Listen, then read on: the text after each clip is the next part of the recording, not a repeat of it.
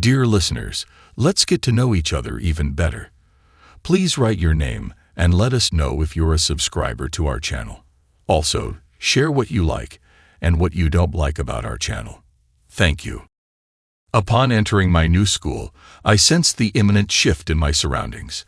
Having been born and bred in Philly, relocating an hour away from the bustling city was bound to require some adaptation. By adaptation, I mean embracing the change with open arms. At the behest of my father and the persistence of my mother, I diligently kept myself out of trouble, steering clear of any unnecessary entanglements. The demographic makeup of the area was quite diverse, a mix of blacks, Hispanics, Italians, Jews, and predominantly hard-nosed Dutch descendants. They weren't of the Amish or Mennonite stock, but rather staunch German Lutherans who held sway over the locality. Despite the eclectic blend, I found it relatively easy to blend in, although I couldn't help but long for the camaraderie of my Philly friends. Post-graduation, I opted to stay put, primarily to remain close to my family.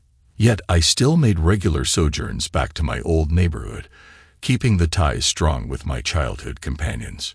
My foray into the workforce commenced with a job driving a fuel oil delivery truck. Over time, I transitioned to an indoor role, handling dispatch and orders. It became apparent that I had a natural aptitude for the industry, and I could envision myself as the proprietor of a similar venture in the not-so-distant future. Forming friendships with individuals of the opposite sex came effortlessly to me, and my social life exceeded my expectations. When I tied the knot, my mother harbored a slight disappointment that my spouse, Alina, wasn't of Italian descent. However, she made every effort to ensure that Alina was warmly embraced without any reservations. After the arrival of our 2 children, Alina advocated for me to undergo a vasectomy. I had no objections to the idea, but as the children started school, Alina expressed her desire to re-enter the workforce. My father held the belief that it wasn't ideal for a wife and mother to pursue a career outside the home. While I couldn't entirely grasp the reasoning behind his stance at the time, upon reflection, it seemed to align with certain traditional values. It wasn't that I objected to Alina's decision to work, but rather, I felt uncomfortable with the idea of her socializing extensively with people from her past, some of whom I didn't particularly care for. During her school days, Alina was deeply involved in various extracurricular activities, which she thoroughly enjoyed. Conversely, I steered clear of such engagements and the individuals associated with them, perceiving them as elitist cliques focused on mutual admiration.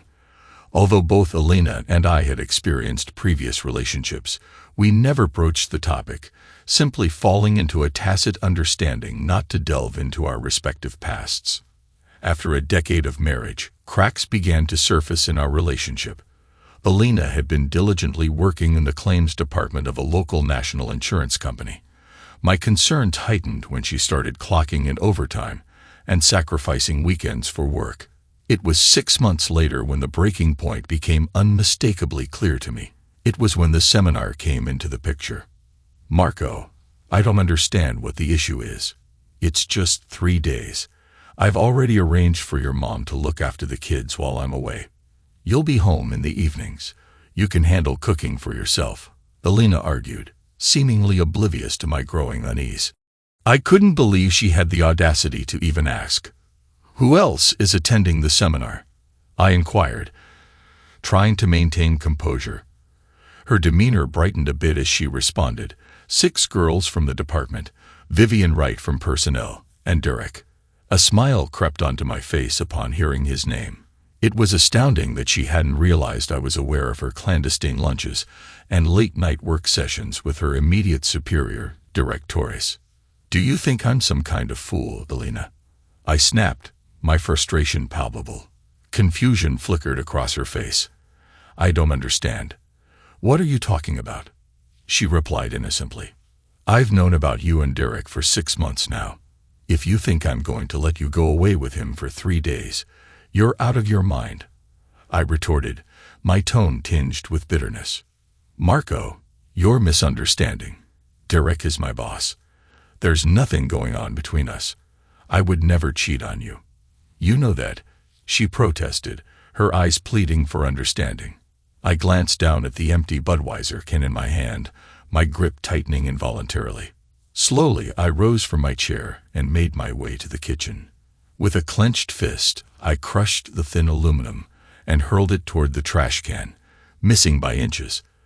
The sound of the new can hissing as I popped the top echoed in the tense silence as I returned to my seat. "You're a good mother to our children, Alina. That's the only reason you're still here. I've spoken to my mom about all of this. She advised me to stand firm and hope that you come to your senses for the sake of the kids. If I were to leave you, the courts would grant you custody. I can't let that happen," I explained, the weight of the situation heavy in the air. "You told your mother I was cheating on you." Alina's voice wavered, disbelief etched across her features. "No, a lady from church spilled the beans. I simply didn't deny it when she confronted me," I admitted coolly. Taking a hefty swig of beer, I couldn't help but smirk. "Derek resides at 321 David Drive, just 3 blocks from your office. You and your boss frequent his place, usually 3 times a week, lingering for nearly 3 hours each visit. Care to enlighten me on what exactly goes on there for 3 hours? And while we're at it, care to explain the overtime you've been clocking at the office? Did you know your office cleaning lady also attends church with my mother?" Tears welled up in her eyes, her lower lip trembling as she struggled to find words. "As long as you refrain from publicly humiliating me or my family, I'll refrain from taking drastic measures. But if that changes, all bets are off. You can stay or you can leave, but you'll never take my boys from me," I declared firmly. With a mix of fury and anguish, Alina rose abruptly from her seat. "Damn you, Marco. I hate you," she spat, before storming out of the room, tears streaming down her cheeks. It was the first time she had ever sworn at me, and the first time she had uttered derogatory remarks about my heritage. The Dutchie in her had finally surfaced. We had 2 boys, Harry and Jack, who shared a room with a set of bunk beds. The 3rd bedroom served as a catch-all space. That's where I ended up sleeping from that point onwards. It was a rented house. Despite having over $60,000 saved for a down payment on our dream home, my dreams had turned into a nightmare. The seminar incident was never brought up again. Alina ceased working overtime and started bringing her lunch to work. The atmosphere at home wasn't just chilly, it was icy and frigid. My mom hadn't received any new intel from her church acquaintances. Things appeared to be returning to normal, but I couldn't shake off the discomfort. There was a noticeable absence of intimacy, and I knew I couldn't endure that situation for much longer. Despite my reservations, I reluctantly agreed to accompany Alina to her Christmas party. I didn't want to leave her to attend alone, and I figured I could pass the evening quietly by simply staying out of the way. It seemed like a good plan at the time, but it was riddled with flaws. The company had rented out a spacious hall equipped with a dance floor, a lavish buffet table, and a couple of open bars. I could nurse 3 beers throughout the entire evening without feeling any adverse effects. When we arrived, the only available tables were situated near the company's top brass, conspicuously vacant as it seemed employees were deliberately avoiding those seats. Things appeared to be going smoothly for the first hour. I observed Derek across the room, casually mingling with his buddies. While several of Alina's colleagues invited her to dance, Derek remained conspicuously absent. I was more than happy to let her enjoy herself on the dance floor, as dancing wasn't my cup of tea. As I sipped on my 3rd beer, I couldn't help but notice subtle exchanges of glances between Alina and Derek from across the room. It was mainly comprised of nods and subtle head tilts, but it was evident that something was brewing between them. I did my best to feign disinterest and boredom, while discreetly keeping a watchful eye on their interactions. As my wife excused herself to visit the restroom, I quickly scanned the room and realized Derek was nowhere to be seen. It was baffling.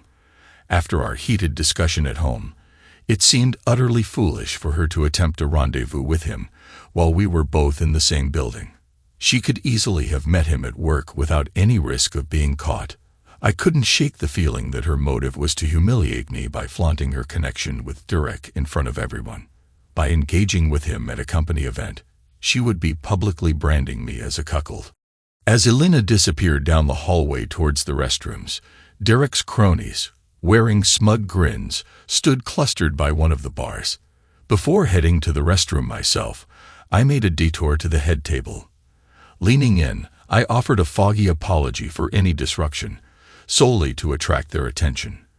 The group across the room, previously sporting self-satisfied grins, now appeared unsettled. They seemed unsure of how to assist or direct in this unexpected situation. Entering the empty ladies' room first, I then ventured into the men's room. What I witnessed next unfolded in a blur of shock and anger. There they were, locked in an embrace. His back was to me, his hand creeping up her skirt, and to my dismay, there was no resistance from her. I seized Derek by the collar and forcefully shoved him against the wall, ignoring my wife's frantic cries echoing in the background. With a swift motion, I brought him to the ground. The once lively hall fell eerily silent as I dragged Derek to the center of the floor by his tie. The orchestra had halted their music, and all eyes were fixed on the unfolding scene. Surveying the room, I noted the absence of any offers of assistance for Derek. I apologize for disrupting your festivities. I'll be taking my leave now, but feel free to entertain yourselves with my unfaithful wife, I declared, the bitterness in my tone palpable. As Derek struggled to rise to his hands and knees, Alina stood in the doorway, her expression a mix of shock and disbelief. It was unclear whether her distress was directed at what I had done to her lover or the humiliating declaration I had made to her colleagues. Frankly, it didn't concern me. Observing Derek positioned directly beneath the mistletoe, a sudden impulse overtook me. Before departing, I delivered a sharp kick, ensuring he wouldn't forget the encounter anytime soon. He crumpled to the ground in agony, yet not a single word was uttered by the onlookers. I phoned my mom from the car, requesting her to swing by the house to pick up the boys. The notion of going out of town for a few days felt like a necessary escape, and I had no intention of leaving the kids with their mother. I doubted she'd be in any state to care for them properly. Driving aimlessly, I found myself formulating plans without a clear destination in mind. Thankfully, my boss didn't object to granting me a week off. Upon my arrival home, my parents were already there. After settling the babysitter's fees, I assisted in preparing the boys for their grandmother's care. My hastily packed bag consisted mostly of socks and underwear, with a few shirts and pants thrown in just in case. Before departing, I retrieved the cash box from the basement rafters. Given the paltry interest rates offered by banks, I had opted to keep the $62,000 stash at home. Admittedly, it may seem foolish, but it was a trait I inherited from my mom, who used to keep sizable stashes scattered throughout her kitchen. As I went about turning off the lights, a taxi pulled up, depositing Alina at the doorstep. She entered wordlessly, sinking onto the couch without a sound. Her expression was more one of concern than anger, more troubled than fearful. I made it clear, didn't I? Just one rule. Don't embarrass me or my family in public. But you couldn't resist, could you? I uttered calmly, watching as tears welled in her eyes before turning and walking out the door. It was a little after 9 when I merged onto the Schuylkill Expressway. Well, that party didn't last long. For me, at least. I decided to spend a few days in Atlantic City before heading home. But first, I needed to catch up with my old friend Luca. Luca ran a sandwich shop in our old neighborhood. It wasn't one of those flashy places you see in Philly travel guides. Rather, it served as a local convenience for the nearby residents. His main source of income came from other ventures that most of us either overlooked or were involved in ourselves. He lived on the second floor and operated out of the back room. Meeting Luca felt like a trip down memory lane. After explaining my predicament, he agreed to lend a hand. "Marco, it's going to cost you 20. Can you handle that, or do you need me to spot you?" Luca inquired. "I've got it up front." "No problem. I replied confidently. Do you want it messy or quiet? Luca asked. Transparent. No fuss. No muss. Nothing, I asserted. You're leaving for a few days. Do you have anything set up? Luca inquired further. No plans. I was thinking of heading to Atlantic City, I responded. How about 6 days and 7 nights at the Taj? Luca suggested. What are you talking about, Luca? I questioned. I've got some comps coming in. I think it would work out pretty well for you, Luca explained. Sounds good to me. I agreed. Are you going alone, Marco? Luca probed. Yeah, this was all sort of spur of the moment. I didn't have time to invite anyone, I admitted. You shouldn't be alone. You need somebody to help verify that you were there, Luca said before picking up the phone and dialing a familiar number. Bella, it's Luca. Make yourself pretty and get your ass down here, Luca instructed over the phone, then chuckled before continuing. No, nothing like that. You're going on vacation. Marco, do you remember Bella, my brother Michael's oldest? Luca asked me. Yeah, chubby little thing with dark brown eyes. I remember she was always laughing. How old is she now? I recalled. Luca smiled at my recollection of his niece. She's 23 now, Marco, and she ain't chubby anymore. Suddenly, it dawned on me that Bella would be joining me for the trip to the shore. The thought made me slightly uneasy, considering she was Luca's niece, but then again, he was the one orchestrating the whole thing. Marco, do you have a credit card? Luca inquired. I have 2 of them. I was planning to cancel them Monday morning, I replied. Don't do that. I want you to use those credit cards as much as possible. Meals out, room service, maybe even some casino cash advances, but don't go overboard. You need the credit card activity to prove you were there. Spread it out over time so it doesn't look like you snuck back home. It might cost you a couple of grand, but it's cheap insurance, Luca advised. As I contemplated his advice, Bella entered the room. Marco, I haven't seen you since you moved up to the sticks. You look great, Bella exclaimed. I now understood why Luca was smiling. Bella was stunningly beautiful. Her dark eyes were mesmerizing, and any remnants of baby fat she once had seemed to have relocated to her chest. In my flustered state, I clumsily knocked over my chair as I jumped to my feet. Marco needs someone to keep him company in Atlantic City for a few days. Are you up for it? Luca inquired. Her demeanor shifted slightly at his words. Aren't you still married? She questioned, turning her attention to me. Before I could respond, Luca intervened. The marriage is over, Bella. Marco needs a companion right now. I know you always liked him. So I thought of you first, Luca explained. I'm not asking you to sleep with him. Just keep him company and help him forget his troubles, Luca reasoned. Bella's expression shifted as if she had just pieced something together. She was not only stunning but also quick-witted.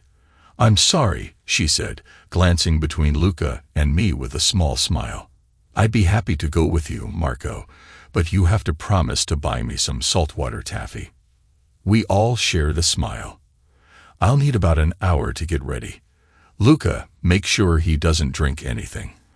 I don't want to drive down there with a drunk, Bella instructed as she left to gather her things, perhaps giving me a playful wink. While Bella was away, Luca and I reviewed our conversation. He graciously accepted my $20,000 and assured me of his full commitment. The drive to Atlantic City was uneventful, except for the detailed rundown I provided Bella about the issues with Alina. Her only response was, "Oh, the poor kids."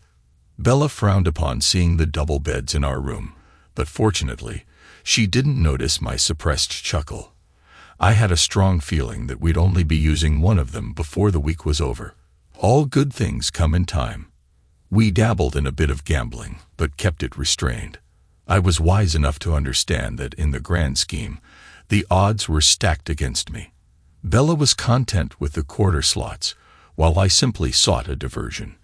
More often than not, we found ourselves relishing meals and strolling along the boardwalk, and naturally, we caught every show in town. The first night, I maintained my gentlemanly demeanor, but by noon on the second day, Bella and I were igniting sparks between the sheets. My mother had been right. I should have married an Italian girl. It felt effortless, and I didn't feel as though I was betraying anyone. As we were preparing for dinner on the fourth day, we received unexpected visitors. Two men, not in suits but in sports jackets, stood at our door. "I'm Louis Coleman, and this is my partner, Oscar Jenkins. We're from the Berks County Special Crimes Task Force. Mind if we have a word with you, Marco Romano." Louis introduced them. Bella emerged from the bathroom in her undergarments, glancing over at the men before fetching her bathrobe from the bed. Though slightly embarrassed, she understood the gravity of the situation. "Can you give me an idea of what we'll be discussing?" I inquired. "We'd like to discuss your connection with Derek Torres," Louis replied. "I didn't have a relationship with Derek." "My wife did," I clarified. For some reason, they appeared slightly uneasy. Coleman took the lead in conversation, while Oscar seemed preoccupied with staring at Bella. "We understand, Mr. Romano. We're aware of the altercation you had with him last Friday at the Continental Insurance Christmas party," Coleman explained. "Is he pressing charges?" I inquired. "No, he's gone missing, and we were hoping you could assist us in locating him," Coleman replied. "Gentlemen, before we proceed, I'd like to have someone from the Atlantic City Police Department present, and I don't mean just any officer. If you can't arrange that, I'll need a lawyer." "My lawyer from Reading," I asserted. There was no immediate response from my visitors. "Bella, get dressed. We're heading out for supper." "Apologies, gentlemen, but we have reservations at 6 o'clock. The steaks at the safari are outstanding. I may be available to speak with you this Friday if needed," I offered. They seemed taken aback by my response. "Why do you suspect something happened to this guy? Maybe he simply left town for a while," I suggested. "He was picked up by a cab leaving Community General Hospital on Sunday morning, and no one has seen him since," Coleman revealed. Bella had finished dressing, and I was slipping on my jacket. "Well, I've been here since Friday night, and you can verify that with the hotel staff. Now, if you'll excuse me, we're off for a couple of steaks. Any further questions can wait until Friday," I stated firmly. "Yes, we'll expect to see you then," Coleman responded. With a simple nod, I guided them towards the door. We rode down in the elevator together, but no more words were exchanged. When we reached the lobby, they headed towards hotel security, while Bella and I made our way to the safari. Harry and Jack greeted me enthusiastically when I arrived home, and the saltwater taffy I brought back only added to their joy. However, Alina seemed distant and chilly. It was evident she had no clue about the day's events. After my discussion with the police, I spent the rest of the afternoon with the boys and planned to have a conversation with Alina later that evening. The boys were settled in front of the TV for the evening, so I took a seat at the kitchen table, patiently waiting for Alina to finish cleaning up. She seemed to be taking longer than usual, but I remained seated, unmoved. Finally, she turned towards me and sat down, resting her elbows on the formica top. "What did you do with Derek?" Her tone wasn't accusatory or angry. Rather, she seemed genuinely concerned. Her gaze shifted between me and the room as she awaited my response. "I was in Atlantic City all week. I haven't seen Derek since the party," I replied. "You hurt him," she stated matter-of-factly. "I hope so," I responded bluntly. "He was in the hospital for 2 days. You broke his jaw and his nose," she informed me. "He deserved it," I retorted. She seemed to have run out of questions. "What were you doing with him in the men's room?" I pressed after a moment of silence. There was no response from Alina. She sat, wringing her hands and avoiding eye contact, fixated on the tabletop. "Why did he have his hand up your skirt?" I questioned, still met with silence. "Why aren't you at work, and why are the kids home on a school day?" I queried further. "I had to quit work. There was no way I could go back there again. I took the boys out of school because your mother said you might be home today, Alina confessed. It was time to address the issues head-on. I made it clear, Alina, there was only one rule. Don't do anything that would humiliate me or my family. A straightforward rule. Why did you feel the need to break it? Both of you just seemed determined to rub it in. Why? I demanded, my frustration mounting with each word. Alina appeared increasingly nervous as we sat there. I slammed my fist onto the tabletop forcefully. I ask you why.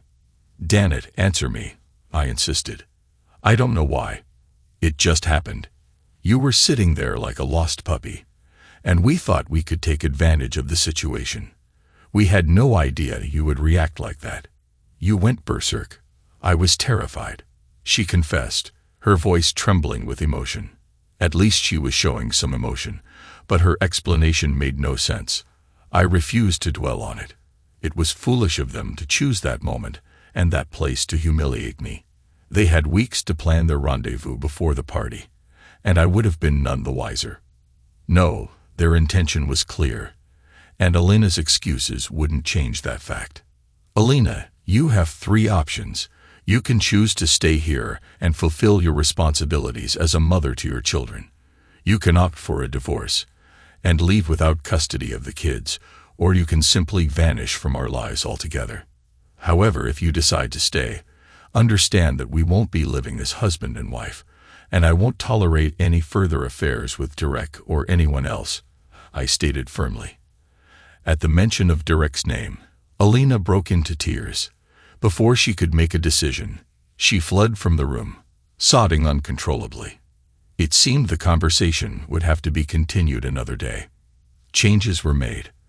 I secured a small apartment a few blocks away from the house, close enough for the boys to visit whenever they wished. Bella moved in with me. The police interviewed me a few more times before ceasing their inquiries. Derek had been last seen picked up by a taxi outside the hospital, but his whereabouts remained unknown. Despite his family offering a reward for any information, no leads were forthcoming. Every evening, I joined Alina and the boys for supper, and I made sure to spend quality time with my sons on the weekends.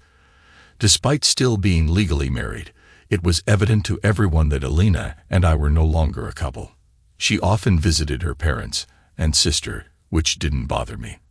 There were no signs of her seeing anyone else, though she had quit her job after the Christmas party and showed no interest in finding another. We never revisited the conversation we had the first night I returned home. Alina fulfilled her role as a devoted mother impeccably. The house was always tidy, the boys well-fed, and they consistently had clean clothes. I handled all the outdoor chores, ensuring the lawn and surroundings were well-maintained. Alina received a weekly allowance of $200 to cover household expenses, groceries, and personal needs. Despite my offer to provide more, she always declined. We no longer relied on credit cards. During Thanksgiving and Christmas, the boys and I spent time with my family, often accompanied by Bella. Alina typically spent the holidays with her own family, but made sure to join us on Christmas Eve to celebrate with the boys. Conversations about the relationship between their mother and me became awkward whenever Harry or Jack brought it up. Both Alina and I adamantly refused to engage in discussion on the matter with them. I appreciated her stance, but then again, what could she possibly say? The facade continued for years, with my brief explanation hardly capturing the complexities of our situation. Constant complications and disagreements arose, yet somehow we managed to navigate through them. Initially, things were going well with Bella. However, as time passed, she began to spend more time with her family in Philly and less with me. I couldn't blame her. I was indebted to her for the efforts she made to ease the breakup. Despite the challenges, I found myself unable to divorce Alina, and as long as the boys were still at home, I couldn't bring myself to ask her to leave. These were self-imposed limitations, but ones I felt compelled to honor. I detested the entire situation, but I couldn't devise an alternative plan. However, the boys found a way to do just that. When Harry was 16, things reached a breaking point. A new student at his school, who happened to be related to my wife's former lover, deliberately provoked Harry about the situation. It was the first time this issue had ever surfaced, catching Harry off guard. Derek's nephew ended up in the hospital, and I received a call to pick up Harry from school. He was suspended for 2 weeks and faced potential assault charges. Unfortunately, Jack witnessed the altercation and insisted on intervening to aid his brother. He ended up losing 2 teeth but earned Harry's admiration for his support. Upon bringing her sons home, Alina met us at the door. Harry immediately confronted his mother for not being honest with them about the events from years ago. Alina remained silent, offering no defense as her eldest son expressed his anger. Sensing the tension, I took Jack to the dentist, leaving them alone to address their issues. Jack didn't seem too bothered by his missing teeth, but I was concerned about the impending dental expenses. When we returned home, Alina was nowhere to be found. Her car remained parked, but she had left without a word or explanation, leaving Harry bewildered. I took a week off from work to try to calm things down and sort out the situation. Alina's parents and sister maintained their silence toward me. After a week passed with no word from Alina, her whereabouts or intentions remained a mystery.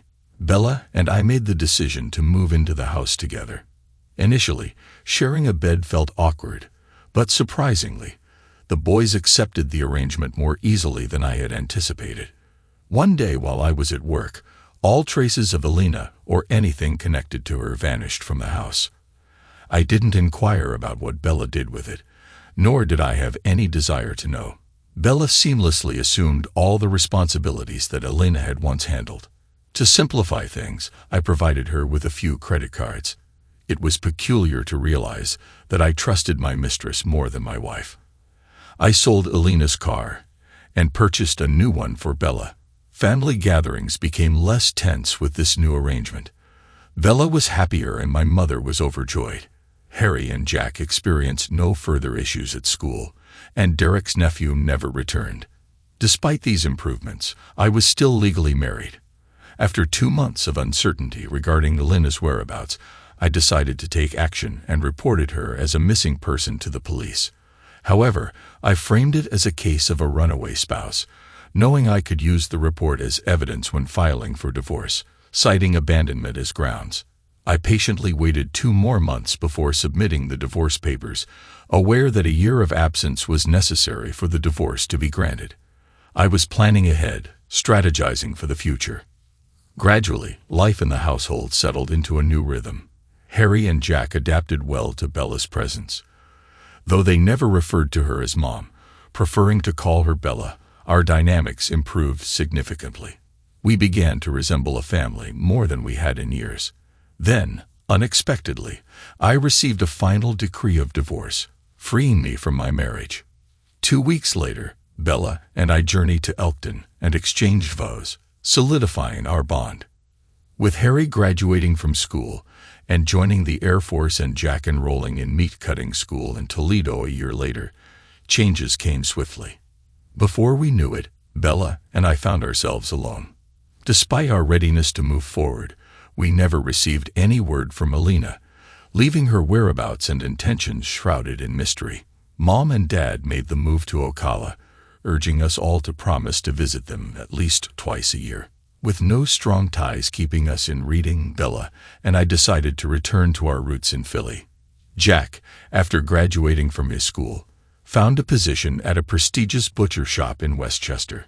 We cherished the moments we spent with him, as he always had something delightful to share whenever we met. A year later, we found ourselves attending one of Bella's niece's weddings, a grand affair typical of Italian celebrations in the city of brotherly love. The event was teeming with guests, mostly family members, along with a sprinkling of opportunists seeking free drinks and food. Nevertheless, the festivities were lively and abundant. During the evening, I noticed Bella displaying a hint of unease, her gaze wandering across the dance floor on several occasions. Though I tried to spot what had caught her attention, I saw nothing out of the ordinary. However, when she excused herself to visit the restroom, a sense of apprehension washed over me. Observing her as she made her way to the back of the hall, I noticed her meeting up with one of her old friends, Amidst the chatter and socializing, Bella's behavior caught my attention. Instead of heading to the restroom as she initially claimed, she approached one of Luca's assistants, her gestures directed towards a nearby table. There sat 3 guys and 3 girls, looking like they were trying a bit too hard to impress. Returning to our table, Bella wore a thoughtful yet composed expression. "Marco, we've got a slight issue," she began. "I gathered that much from your little reconnaissance mission. Care to elaborate?" I asked. "You need to stay calm. In a few minutes, one of the guys from Janet's table will come over here and try to provoke you." "What do you mean, provoke me?" "He'll likely say some offensive things about me to get a rise out of you. When you react, they'll jump in and attack you. And I'm supposed to just let that happen." "Temporarily, yes. Wait until Thomas and the others are ready. You might need to fend off one of them, but that should be the extent of it." "What exactly do you mean by play along with him?" "Let him insult me and then agree with him. If he calls me a prostitute, ask him how much he's willing to pay. Something like that. But whatever you do, don't let him provoke you." "What's all this about? Why are these guys targeting me?" "Take a look at Janet's table." "Okay. Focus on the woman with the short platinum hair." "Got her. Look closer. Whoa, that's Alina. What's she doing here?" "Alina's boyfriend is somehow connected to the bride. It seems she's still holding a grudge against you, and she orchestrated this setup to get back at you when she saw you were here. I guess she's out for revenge. While you and Luca's crew handle things here, Janet and I will have a chat with Alina in the ladies' room. It's not going to be pleasant." I felt uneasy about the situation unfolding. This was supposed to be a joyous occasion, a memorable night for the bride. It wasn't right for a couple of thugs to spoil it. When I noticed Alina's companion rising from his seat, I stood up and made a polite excuse to the table. Bella shot me a curious glance that seemed to grasp the situation. Nonchalantly, I strolled over to the side fire exit, where people were stepping out for a smoke. The boyfriend nodded to his companions, signaling them to follow. Unseen by them, 3 men emerged from the back of the bar, each wielding a Louisville slugger kept behind the counter. Outside, about 6 individuals were puffing away by the fire exit. With a firm tone, I instructed them to leave, and surprisingly, they complied without resistance. There must have been an urgency in my voice. I walked a short distance away and paused, then turned back. The trio emerged, initially smiling, but their expressions quickly soured as the door clicked shut behind them. Their grins vanished upon spotting the 3 bat-wielding figures and the bride's father waiting for them. The altercation ended swiftly, lasting no more than 30 seconds, and I didn't have to resort to violence. "Apologies for any inconvenience caused to you and your family on this special evening," I expressed, feeling like a character straight out of a mob movie. "Thank you for handling it discreetly," he responded, shaking my hand before returning to his daughter's side. After expressing gratitude to Luca's men for their assistance, I went inside to locate Bella. They remained behind to tidy up the aftermath. Sensing it was time to depart, I couldn't find Bella, and Alina's table was now deserted. Jack, having caught wind of the disturbance, approached me at the bar with some of his friends.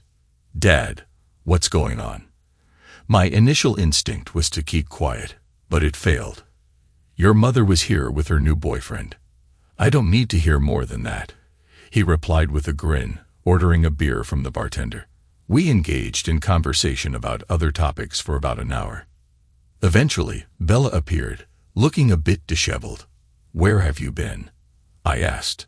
She smirked mischievously. "Janet and I had to accompany your ex-wife to the hospital. She wasn't feeling well."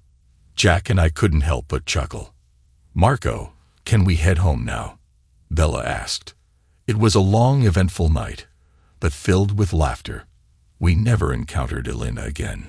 Bella and I remain happily together in our old neighborhood. Life couldn't be better.